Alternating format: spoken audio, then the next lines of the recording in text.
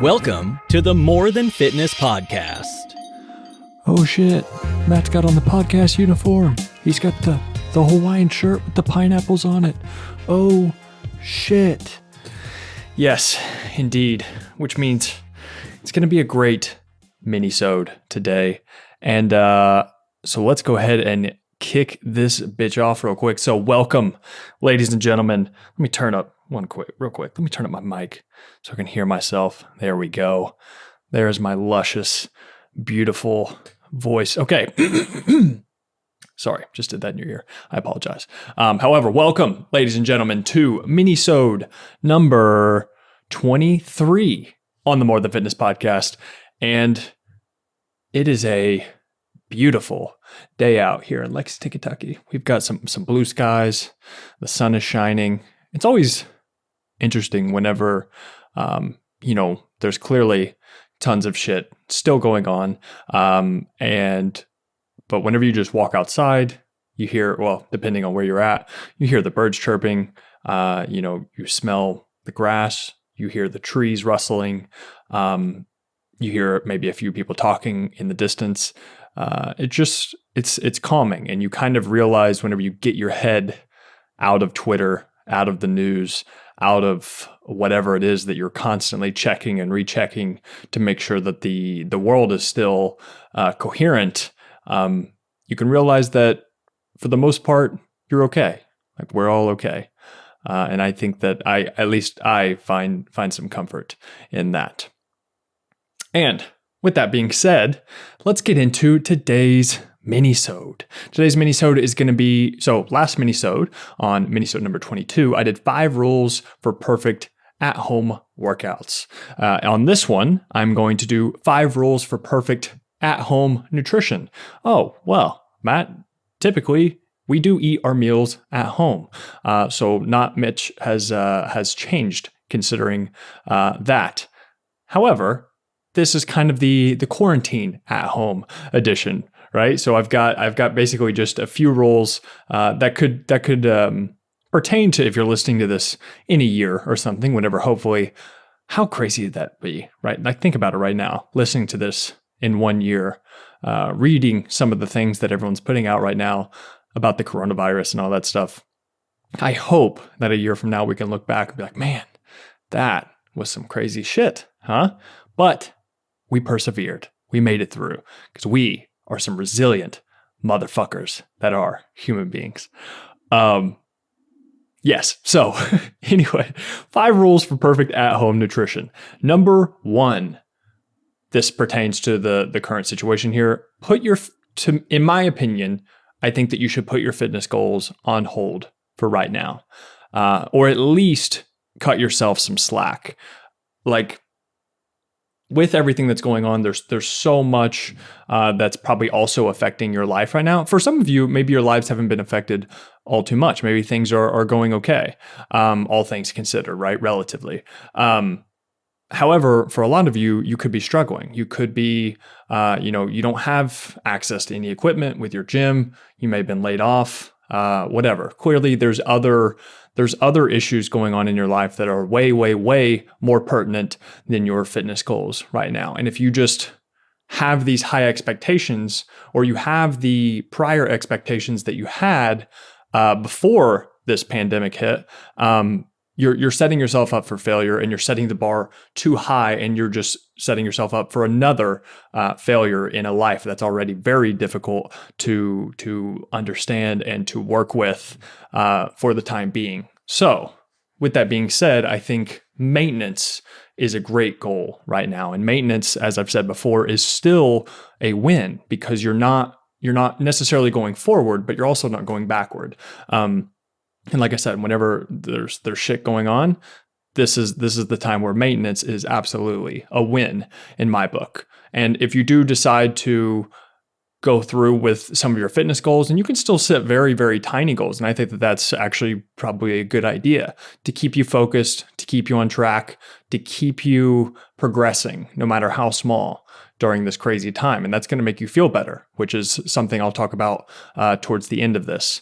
But yeah, for number 1, put your fitness goals on hold for now, or at least cut yourself some slack, except figure out what trade-offs you're willing to accept. How much are you willing to sacrifice during this time for your own physical and mental well-being?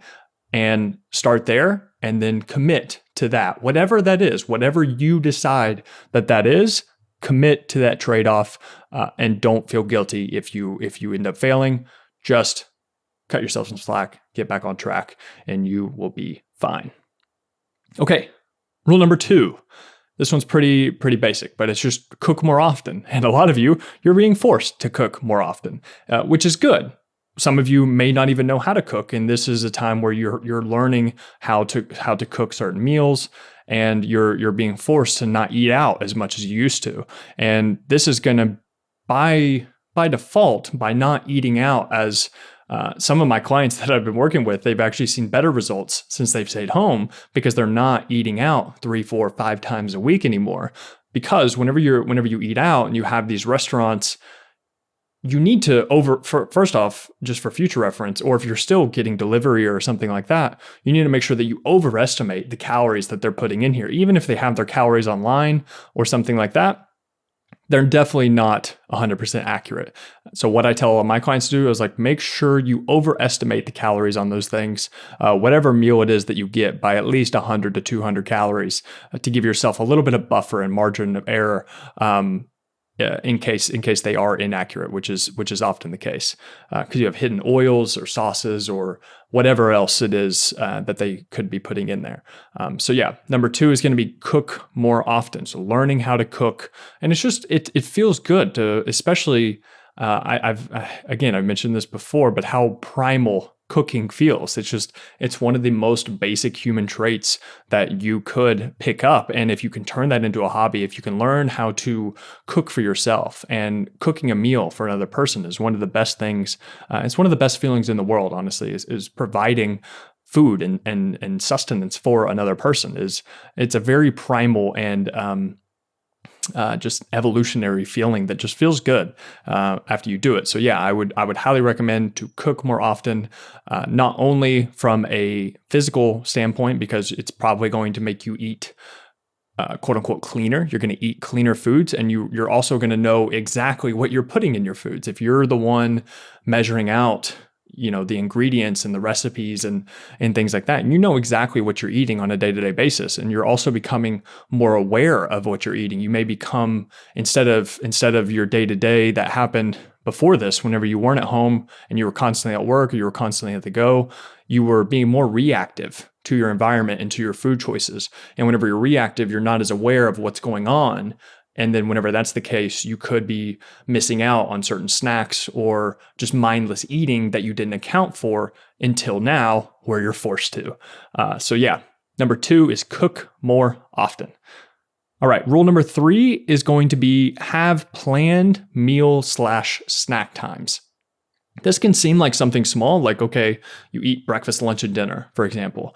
However, I think it's pertinent to make sure that you're very routine and regimented during this time, because if you're stuck at home, especially if you're not used to being home as often as you are now, I mean, every turn you have, you can go and grab something from the fridge or from the pantry or whatever, but you have food readily available to you at most times.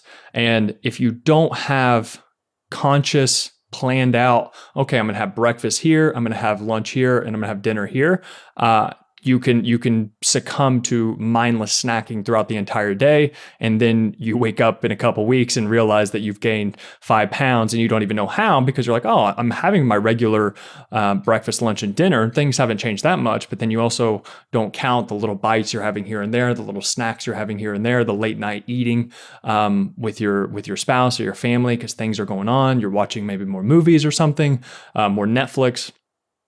Make sure that you're conscious about the meals and snacks that you have. What I recommend is have 3 full meals and 1 snack. I would say to have about 3 to 6 hours between meal times, including snacks. This is going to be good for a myriad of different reasons, but physiologically as well, as far as your actual eating patterns, your hunger signals. It's going to help regulate your appetite, all these good things. And also your body, I'm not 100% sure if this is backed up by research, but I'm pretty sure I've seen something. If you have more regimented meal times, you become more efficient at burning fat whenever you're in a fasted state. So throughout the day, you eat, you're in a fed state, but it's not like you're in a fed state until you eat again, right? Just hit the microphone. But you're in a fed state, so it goes up like a little hill, and then it slowly goes down. And then that's whenever you become hungry again, and then you eat again, right? But whenever you're in this quote unquote fasted state, whenever you haven't eaten for 4 to 6 to 8+ hours, that's whenever you're burning fat. Your body is using the food that you just ate for fuel, for building, for whatever. It's using it to make you function as the awesome human being that you are. So your body can become more efficient if you have these planned meal snack times, and you also avoid the mindless snacking, the extra calories, et cetera, et cetera.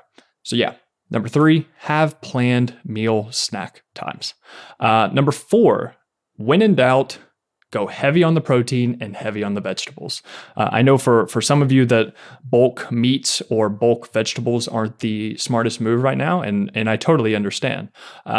However, if that is available to you, or if you have other sources of protein, whether this be protein shakes, you could have protein powder, protein bars, you could have Greek yogurt, maybe hard-boiled eggs or something like that, something that may be a little bit more feasible right now, or milk, something like that. Go heavy on the protein and the vegetables, just because it can be very confusing in these times, and it can be very easy to get overwhelmed or to think about what you need to be doing as far as your diet, and you're trying to maybe hit macros or calories or something, or you're just trying to maybe follow a meal plan or follow some type of regimented plan, but then something happens, you get laid off, your kid is crying or something. You're trying to figure out, what's the next job that you're going to get or something. You don't have time to focus on hitting your macros. And I understand. So when in doubt, just figure out what your protein source for that meal is going to be, and what is your vegetable source for the meal going to be. And it doesn't even have to necessarily be vegetables. It could also be fruits. Just figure out some type of protein source and some type of fiber source. If you can get those two down, you're going to cover most of your bases by default as far as muscle building, fat loss, and general health goes. So number 4 is when in doubt, go heavy on the protein and heavy on the vegetables. All right. And the last rule number 5, is make yourself proud in this situation. I know this is going to be a little bit of curveball for some of you. Probably didn't expect I was going to say something like this, but it's very important right now. And the stories that we tell ourselves during these times, and how you act in adversity, it can be a big confidence booster to yourself, or it can also be it can really negatively affect you, because whenever shit hits the fan, you don't want to be the person that goes and hides in the corner and doesn't know what to do and plays the victim and makes excuses and things like that, which is very, very easy to do whenever times like these happen. And listen, I'm not saying to not grieve during this time or to not feel this anxiety or fear, because it is an anxious and fear filled time, right? I'm not saying to just ignore those feelings. However, I'm also saying that whenever this does pass in the next, weeks, months, a year from now, whatever, I don't know whenever it's going to pass, but whenever it does pass, I want you to look back on this time and be proud of how you acted through this adversity. And you can't control much right now, but what you can control, one of the few things that you can control, is what you eat. And I know it seems small, but these little things that we can have control of throughout our day, it's huge. And this is going to be a large leap here, but I've been actually, whenever things like this happen, one way, like crazy shit hits the fan or whatever, one of the things that I do is I used a little bit of contrast therapy. And what that means is I read about really shitty times. So if you're on the video, this little book right here, Survival in Auschwitz by Primo Levi, it's one of my favorite books ever. And it's, it's about one of the survivors in the concentration camps in Auschwitz during, that very insanely evil time. And it just, whenever you read these stories of these people, and I've also listened to a podcast, Jocko Willink's podcast. He was a Navy SEAL commander. He had on, I think her name was Rose Schindler on his podcast, and it was like a 3-hour podcast. And it's just, I've been starting my mornings with it. I promise I'm not a psychopath, but it really does give me a perspective boost for the rest of the day. I know there's a lot of shit going on and there's real people being affected, myself included. However, whenever you understand what other people have gone through and made it through, whenever all hope is lost, this isn't just, oh, I lost my job. This is, oh, we haven't eaten for 8 to 10 days. I've been wearing the same clothes for the past month. I'm covered in lice and bed bugs, and I'm completely skin and bones. And the only thing that is driving me right now is because I have my sister with me and I hear that we may be moving to a different camp next month or something. You have what she talks about in the Jocko Willink podcast is like the one thing that they can't take from you is your soul. And it's like, whenever you give them your soul, that's whenever, people give up. They would go and they would grab onto the electric fence and they would kill themselves because they gave up that hope. So hope is one of the most powerful things. And that was what they could control. That was the only thing that they could control during this crazy time. And obviously I'm not trying to make comparisons between Auschwitz concentration camps and, getting your nutrition right during this time. However, controlling what you can control can have a profound effect on how you feel on a day-to-day basis, and making yourself proud and making these little small choices that add up to you feeling good about your day whenever you lay your head on the pillow at the end of the night. You can't take that for granted. You cannot underestimate the importance of that during a time like this. And with that heavy ending, there is 5 rules for your perfect at-home nutrition. Real quick to recap: number 1, put your fitness goals on hold for now, or at least cut yourself some slack. Number 2 is to cook more often. Number 3 is to have planned